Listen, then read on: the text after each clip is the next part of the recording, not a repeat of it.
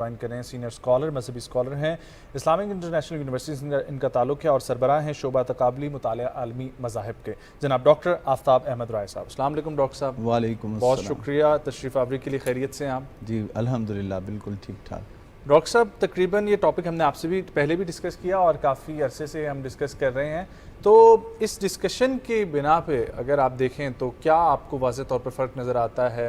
حکومت پاکستان نے جب سے کام شروع کیا آج سے 4 مہینے 5 مہینے پہلے چلے جائیں اور اب کا دیکھا جائے تو کوئی مائنڈ سیٹ میں تبدیلی آپ کو نظر آئی؟ دیکھیے مائنڈ سیٹ میں تبدیلی کے لیے تو ایک کنسسٹنٹ جہاد کی ضرورت ہے، ایک لمبی ایفرٹ کی اور ایک اسٹریٹجی کی ضرورت ہے۔ اس کے پازیٹیو اثرات ہمیں دیکھنے میں ملے ہیں، لیکن ظاہر ہے کہ وقت درکار ہوتا ہے، اس کے لیے وقت درکار ہے اور ایک لمبی کوشش اور جد و جہد کی اور ایک عزم مسلسل یعنی ایک عزم مصمم چاہیے کہ اس کام کو روکنے کے لیے ہم نے اپنا کردار ادا کرنا ہے، تو انشاءاللہ اس کے نتیجے نکلیں گے۔ سب سے اہم بات یہ ہے کہ ہماری جتنے ادارے ہیں اور سوشل میڈیا کے یوزرز کو سب سے پہلے یہ چیز ویریفائی کرنی چاہیے کہ جو چیز شیئر ہو رہی ہے وہ حقیقت پر مبنی ہے یا نہیں۔ صحیح بات ہے۔ جب یہ چیز آپ پہلے ہی اس کو کویسچن کر دیں کہ یہ چیز حقیقت پر مبنی ہے یا نہیں، تو وہاں بہت سارے مسائل حل کرنے میں ہمیں کافی حد تک مدد مل سکتی ہے۔ تو یہ ایک پہلو ہے، اور اس کے ساتھ ساتھ اس کے لیے ایک اویئرنیس پیدا کرنے کی اور زیادہ ضرورت ہے۔ جتنے زیادہ لوگ اس میں انوالو ہوں گے اویئرنیس پیدا ہوگی، اور باہمی عزت و احترام کا جذبہ یہ پیدا کرنے کی ضرورت ہے۔ یہ جو آپ نے کہا باہمی عزت و احترام، یعنی کہ انٹالرنس بیہیویئر ہمارے آس پاس جو آ گیا ہے، تو سر اس کو ختم کرنے کے لیے ہم ایک اور سیگمنٹ کر رہے ہیں کہ تھرو یونیورسٹیز اینڈ کالجز ہم نوجوان نسل کو کیسے کر سکتے ہیں، لیکن نوجوان نسل ہماری بڑی نسل کو دیکھتی ہے جو آج کل چل رہی ہے جنریشن، اور ان کے اندر جو رویہ آ چکا ہے وہ کیسے ختم ہو سکتا ہے پھر؟ کیونکہ آنے والی جنریشن کو تو چلے ہم کر سکتے ہیں، لیکن جو آنے والی جنریشن اس وقت دیکھ رہی ہے اپنی آنکھوں سے وہ کیسے ریورس ہوگا؟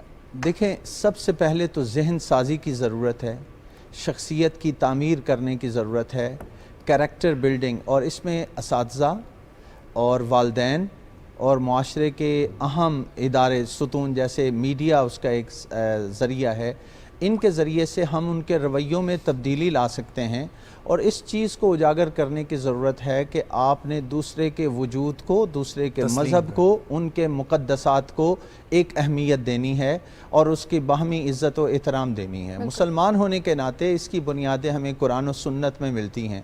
قرآن پاک میں تو یہ کہا گیا کہ اگر کوئی جھوٹے بتوں کی پوجا کرتا ہے تو ان کے جھوٹے خداؤں کو بھی برا نہ کہو، ان کو گالی نہ دو، نتیجے میں کیا ہوگا، وہ تمہارے سچے خدا کو برا بھلا کہنا شروع کر دیں گے اور ایک بلیم گیم شروع ہو جائے گی۔ تو یہی جو سوشل میڈیا پہ جو ہم بات کر رہے ہیں ایک ایسا میٹیریل ہمیں نظر آتا ہے، سب سے پہلے آگاہی پیدا کرنے کی ضرورت ہے، باہمی عزت و احترام اور دوسرے مذاہب کے ساتھ بھی ایک ایسی انڈرسٹینڈنگ ڈیولپ کرنے کی ضرورت ہے، نہ صرف مذاہب بلکہ ان کے لوگوں کے ساتھ ان کے وجود کو تسلیم کرنے کی ضرورت ہے، اور وجود تسلیم کرنے کے ساتھ ساتھ ڈائیلاگ کو پروموٹ کرنا ہے۔ آج مناظرانہ فضا نہیں ہو سکتی، پہلے ایک پولیمیکل قسم کی ڈسکشنز ہوتی تھیں کہ آپ دوسرے کا رد کر رہے ہیں، آج آپ نے ڈائیلاگ کے ذریعے سے بات کرنی ہے، اور آغاز کہاں سے کرنا ہے؟ کامنالٹیز کے ساتھ، کہ کچھ کامنالٹیز آپ کی اور دوسروں کی ہوں گی، ان کامنالٹیز کو اجاگر کریں، جو اتفاقی پہلو ہیں ان کو اجاگر کریں، اور اگر ڈفرینسز ہیں تو کہاں نہیں ہوتے، اور differences in the universe, differences in the opinions of others, differences in the religion, یہ تو اللہ تعالیٰ نے اس کو رکھا ہے۔ ایک پہلو تو یہ ہمیں دیا کہ آپ کامنالٹیز ان سے ڈسکس کریں جو تھوڑے سے عقل مند آپ کو نظر آ رہے ہیں،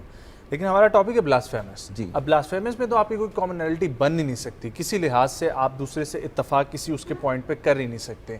اس موضوع پہ اس موقع پر حکومت پاکستان کے پلیٹ فارمز بھی مہیا ہیں، لیکن ایک انڈیویجول کے طور پر کیا کام ہو سکتا ہے؟ دیکھیں پہلی جو میں عرض کر رہا ہوں کہ ہمیں روٹ کاز پہ جانا ہے کہ بلاسفیمی کی فضا کیوں پیدا ہوتی ہے۔ یہ تب پیدا ہوتی ہے جب آپ کے دل میں کسی کے لیے نفرت ہوتی ہے، اس نفرت کو دور کیسے کیا جائے یہ بنیادی سوال ہے۔ اور اس نفرت کو دور کرنے کے لیے ہمیں انسانیت کے جو پیغام ہے اس کو اجاگر کرنے کی ضرورت ہے۔